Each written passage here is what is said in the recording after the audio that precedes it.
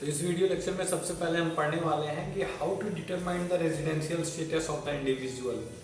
Means individual का residential status जो है वो मीन्स नॉन रेजिडेंट है या रेजिडेंट है, ये डिसाइड करना हम लोग आज इस वीडियो लेक्चर में सीखेंगे। ये एक पहला टॉपिक हो गया। फिर हम देखेंगे कि डिफरेंट टैक्सेबल एंटिटीज़ क्या क्या है, मीन्स कौन कौन से ऐसे लोग हैं जिनको टैक्स देना पड़ता है, जैसे कि इंडिविजुअल हो गया, एचयूएफ हो गया, फर्म हो गया। तो इस तरीके के हम डिफरेंट टैक्सेबल एंटिटीज़ भी देखेंगे, किसे कहते हैं शॉर्ट में, क्योंकि डिस्क्रिप्टिव वे में मैंने इंट्रोडक्शन टू टैक्सेशन की वीडियो लेक्चर में मैंने आपको बताया हुआ है कि डिफरेंट टैक्सेबल एंटिटीज़ कौन कौन से हैं। यहाँ पे हम लोग खाली उनका नाम देखेंगे कि कौन कौन से डिफरेंट टैक्सेबल एंटिटीज़ इस चैप्टर के इस पॉइंट ऑफ व्यू के लिए इम्पॉर्टेंट है। तो उसके साथ साथ हम लोग ये भी देखेंगे कि टाइप्स ऑफ रेजिडेंट कितने होते हैं, रेजिडेंट कितने टाइप के होते हैं, जैसे रेजिडेंट हैं, ordinary resident, not ordinary resident या फिर नॉन रेजिडेंट, ये भी देखेंगे। साथ ही साथ हम ये देखेंगे कि basic conditions to test as to when an individual is resident. Means वो बेसिक कंडीशंस जो है उस पर हम लोग टेस्ट करेंगे कि अगर उस कंडीशंस को सेटिस्फाई कर रहा है बंदा तो वो रेजिडेंट है। मीन्स उस तरीके के वेज में जा रहे हैं हम लोग, तो हम लोग को कैसे पता चल रहा है कि वो बंदा रेजिडेंट है या रेजिडेंट नहीं है, इस बात का पता इस वीडियो लेक्चर में आपको पता चल जाएगा अभी थोड़ी देर में। इसके साथ साथ हम लोग ये भी देखने वाले हैं कि scope of total income of non resident, resident, not ordinary resident, resident, ordinary resident.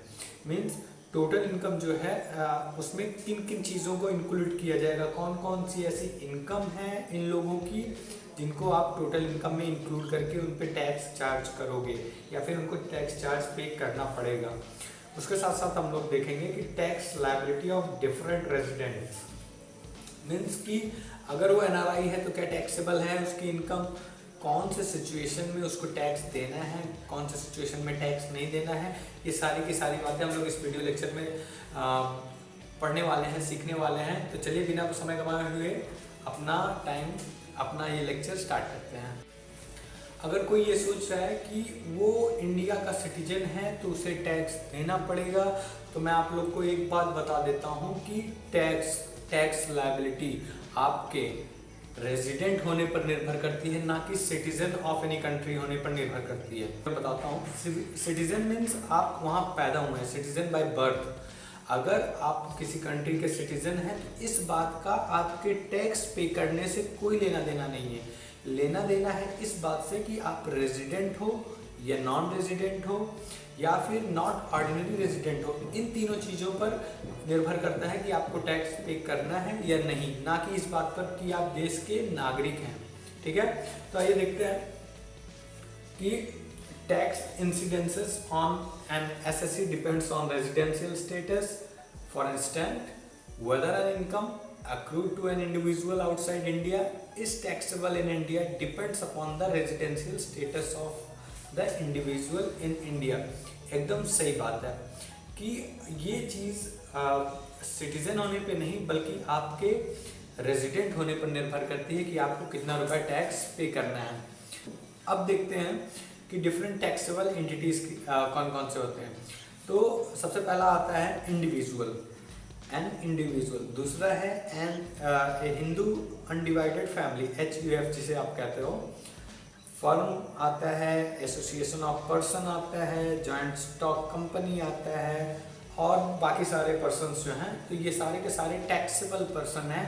इन लोगों को टैक्स देना पड़ता है। लेकिन जब बात आती है इंडिविजुअल और HUF की, तब उस केस में हमको ये देखना पड़ता है, जनरली टैक्सेबल पर्सन दो होते हैं, रेजिडेंट, नॉन रेजिडेंट। लेकिन अगर वो बंदा इंडिविजुअल या फिर HUF है, तब ऐसे केस में रेजिडेंट में दो कैटेगरी और निकल के आती है कि resident ordinary resident, not ordinary resident.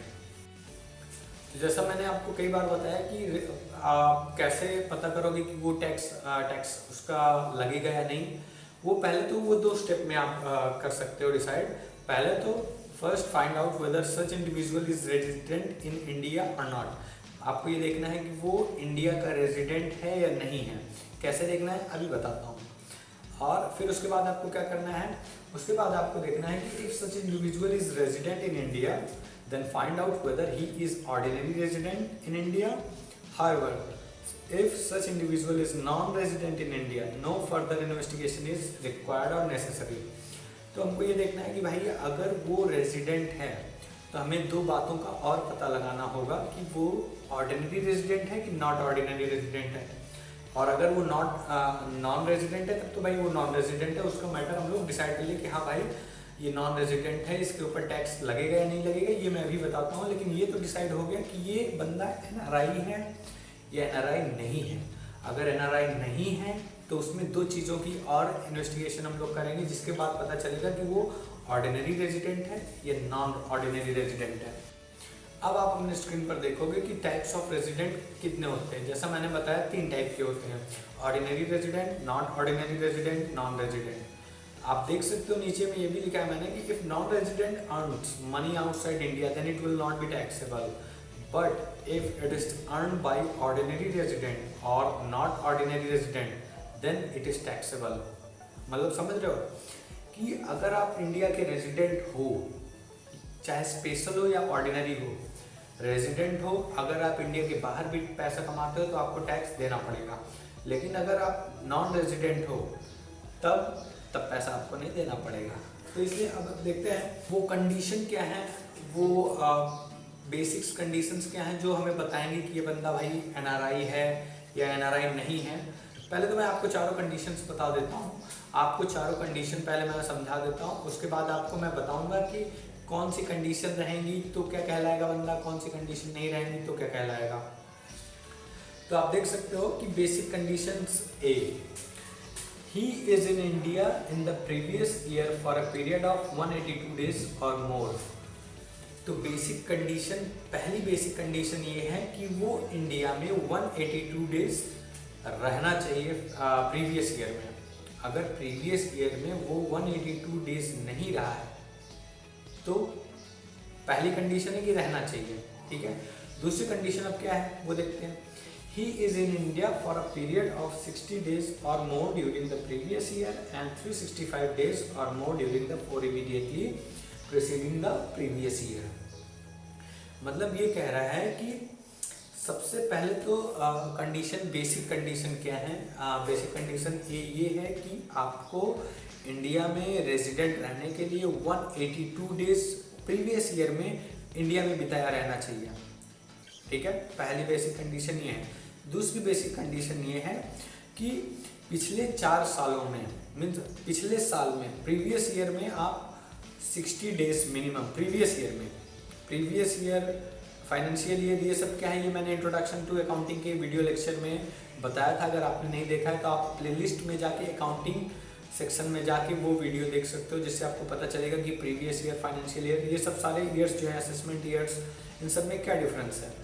तो अगर प्रीवियस ईयर, तो कंडीशन भी ये है कि प्रीवियस ईयर में अगर वो 60 दिन रहा है और पिछले 4 सालों में कुल मिला के 365 दिन रहा है, जैसे कि आज 2019 है तो 2015 से लेकर 2019 तक वो कुल मिला के 365 दिन रहना चाहिए इंडिया में, और साथ ही साथ जो प्रीवियस ईयर है उसमें भी 60 दिन वो रहना चाहिए। अगर ये सेटिस्फाई होता है तो ये होता है आपका बेसिक कंडीशंस 2। तो यहाँ पर आपको पता चल जाएगा कि वो रेजिडेंट है या नॉन रेजिडेंट है। तो इसके बाद आपको 2 कंडीशंस और पता करने पड़ेंगे, मीन्स 2 चीज़ें और फर्दर इन्वेस्टिगेशन करना पड़ेगा, एडिशनल कंडीशंस जिसे कहते हैं।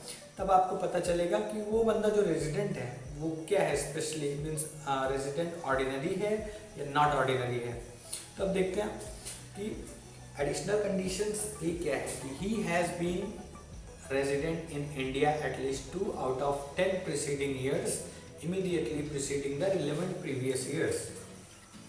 मतलब ये कहना चाह रहा है कि पिछले जो 10 साल हैं, जो पिछले 10 साल गए, उस 10 साल में से कोई भी 2 साल वो इंडिया का रेजिडेंट रहना चाहिए, ठीक है। ये है additional condition number 1। Additional condition number 2 क्या है कि he has been in India for a period of 730 days or more during 7 years immediately preceding the relevant previous year। तो मतलब आप समझ रहे हो कि कंडीशन नंबर 4 ये है कि वो बंदा टोटल 730 दिन पिछले 7 सालों में इंडिया में रहना चाहिए। आप समझ रहे हो, पिछले 7 सालों में। कंडीशन नंबर 1 क्या है कि वो इंडिया में 182 डेज से ज़्यादा रहना चाहिए। बेसिक कंडीशन नंबर 2 ये है, प्रीवियस ईयर में 60 दिन और 3 सालों में, पिछले 4 सालों में टोटल 365 डेज इंडिया में रहना चाहिए। ये हो गया condition number 2, basic condition number 2।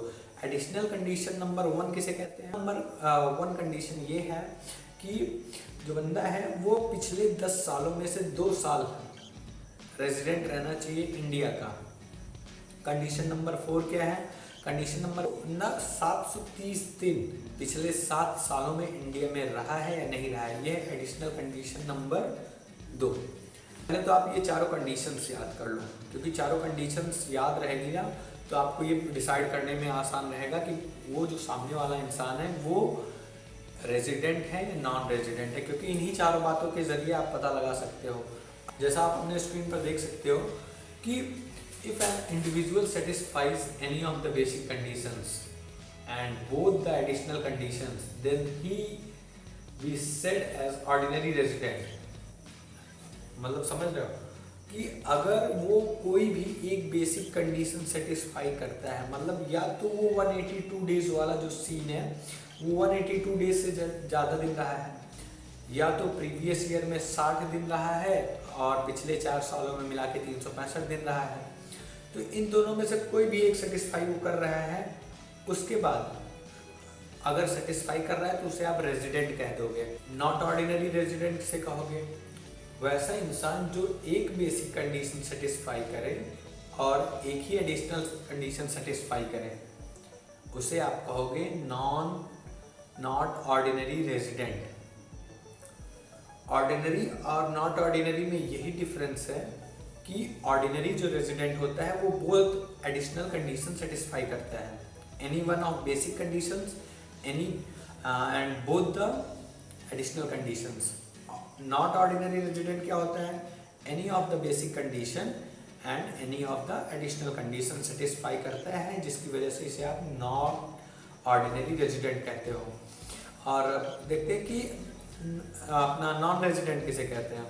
If you satisfies none of the basic conditions, मतलब वो कोई भी एक कंडीशन नहीं सेटिस्फाई कर पाता है, ना तो वो 182 डेज रहा है प्रीवियस ईयर में, या ना ही वो 60 दिन रहा है प्रीवियस ईयर में, ना ही वो 365 दिन पिछले 4 सालों में मिला के रहा है, तो कोई भी बेसिक कंडीशन सेटिस्फाई नहीं करता है, तो उसे आप तुरंत बोल दोगे कि ये NRI है। ठीक है, तो आप देख रहे हो कितना आसान है। अब हमको ये देखना है कि भाई ये तो हमने डिसाइड कर लिया कि वो NRI है कि NRI नहीं है। अब देखते हैं कौन कौन सी सिचुएशन पे इसको टैक्स पे करना पड़ेगा, कौन सी सिचुएशन पे टैक्स नहीं पे करना पड़ेगा।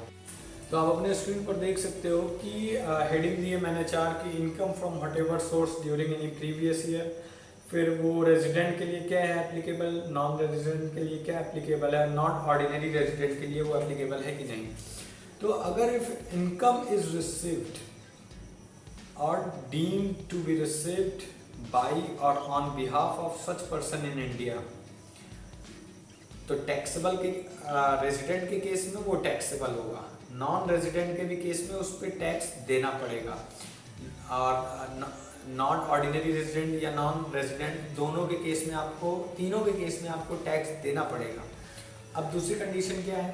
दूसरी कंडीशन ये है कि if income accrues or arises or is deemed to accrue or arises to him or her in India, तो आप देख सकते हो कि तीनों सर्कमस्टेंसेस में, चाहे वो रेजिडेंट हो, चाहे नॉन रेजिडेंट हो, चाहे वो नॉट ऑर्डिनरी रेजिडेंट हो, टैक्स पे करना पड़ेगा।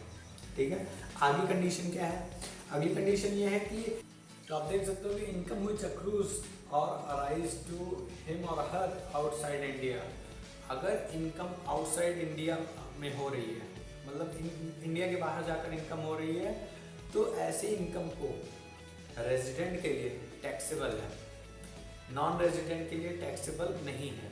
लेकिन नॉट ऑर्डिनरी रेजिडेंट के लिए 2 कंडीशंस हैं। क्या वो 2 कंडीशंस हैं? कि अगर इफ बिजनेस इज कंट्रोल्ड और इन प्रोफेशन सेटअप इन इंडिया, मतलब अगर इंडिया में वो बिजनेस या प्रोफेशन का सेटअप है, तब आपको टैक्स पे करना पड़ेगा। और अगर उसका सेटअप आउटसाइड इंडिया है तो आपको टैक्स नहीं पे करना पड़ेगा। तो आप देख रहे हो कि कौन से सिचुएशन पे आपको टैक्स पे करना है। एनआरआई हो तो पे, पहली बात तो एनआरआई हो तो आपको कौन सी कंडीशन में 2 जगह पे आपको टैक्स पे करना है। एनआरआई नहीं हो, आप नॉर्मल रेजिडेंट हो तो हर जगह आपको टैक्स पे करना है, समझ रहे हो। और अगर आप नॉट ऑर्डिनरी रेजिडेंट हो और इनकम बाहर से कहीं से आ रही है, तब ऐसे सिचुएशन में आपको टैक्स पे करना पड़ेगा जब आपका बिजनेस या प्रोफेशन इंडियन सेटअप के अनुसार होता है। और अगर आउटसाइड इंडिया किसी और फॉरेन कंट्री के सेटअप के अनुसार होता है तो उस सिचुएशन में आपको टैक्स पे करने की कोई भी ज़रूरत नहीं है।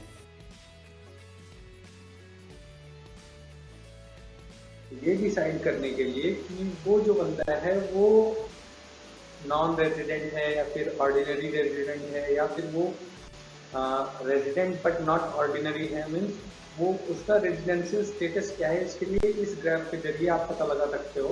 जैसे कि सबसे पहले आपका स्टेप 1 ये होगा कि आपको ये देखना है कि वो इंडिया में 182 डेज रहा है या नहीं फाइनेंशियल ईयर में। अगर वो रहा है तब उसे आप रेजिडेंट कहोगे।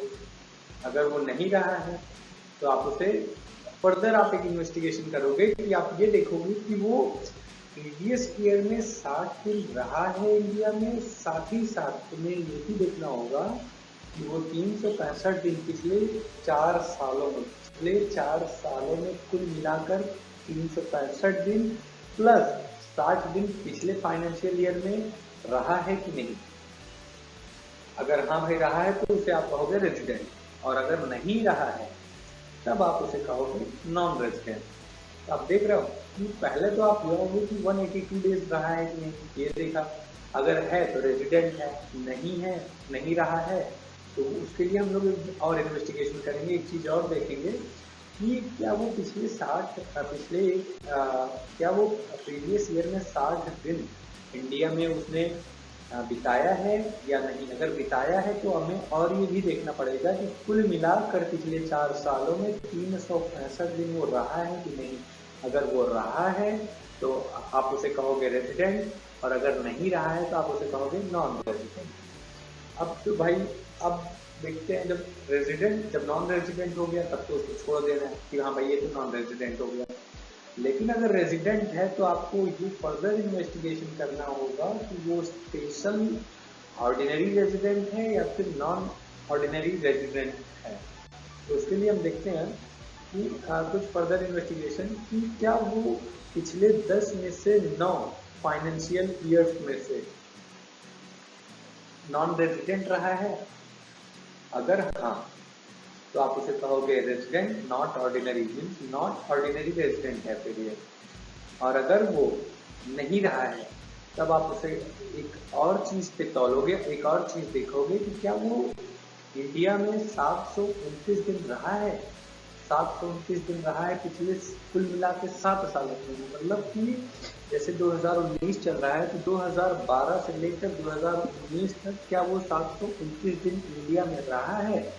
अगर वो बंदा रहा है तो आप उसे कहोगे resident but not ordinary resident. लेकिन अगर वो नहीं रहा है तो आप उसे कहोगे नॉट ऑर्डिनरी रेजिडेंट। तो आप ये देख सकते हो कि इस ग्राफ की मदद से आपको पता लगाना है कि वो बंदा रेजिडेंट है कि नॉन रेजिडेंट है कि resident but not ordinary resident है। क्या है वो एक्चुअल में, आपको इस ग्राफ की मदद से पता चल जाएगा। आप चाहो तो इस ग्राफ का स्क्रीनशॉट ले सकते हो, इस ग्राफ को आप बना सकते हो, और जैसे भी कोई भी आदमी का आपको देखना है कि वो टैक्सेबल है कि नहीं, तो सिंपली पहले ये प्रोसेस अप्लाई करो कि इस पेज का जो स्क्रीनशॉट लिया आपने वो हाथ में ले लो और देख लो कि वो पहले तो मिला लो कि भाई देखो आपको कैसे कैसे देखना है। पहले ये देखना है कि वो 182 डेज से ज़्यादा रहा है या नहीं। रहा है तो सिंपली उसे रेजिडेंट कह देंगे, नहीं रहा है तो फर्दर इन्वेस्टिगेशन करेंगे। रेजिडेंट है तो हमको एक चीज़ और छानबीन करना है कि वो ऑर्डिनरी रेजिडेंट है या नॉट ऑर्डिनरी रेजिडेंट है। तो उसके लिए आपको ये प्रोसेस आप देख सकते हो स्क्रीन पर। इस तरीके से आप फॉलो करोगे तो आपको एकदम भी ज़रा भी कोई तकलीफ नहीं होने वाली है ये पता लगाने में कि क्या वो बंदा रेजिडेंट है या नॉन रेजिडेंट है। अब इसके बाद हम देखते हैं कि रेजिडेंट पे कब टैक्स देना पड़ता है, नॉन रेजिडेंट को कब टैक्स देना पड़ता है, resident but not ordinary resident किसको कब कितना टैक्स देना पड़ता है, ये अब हम देखते हैं।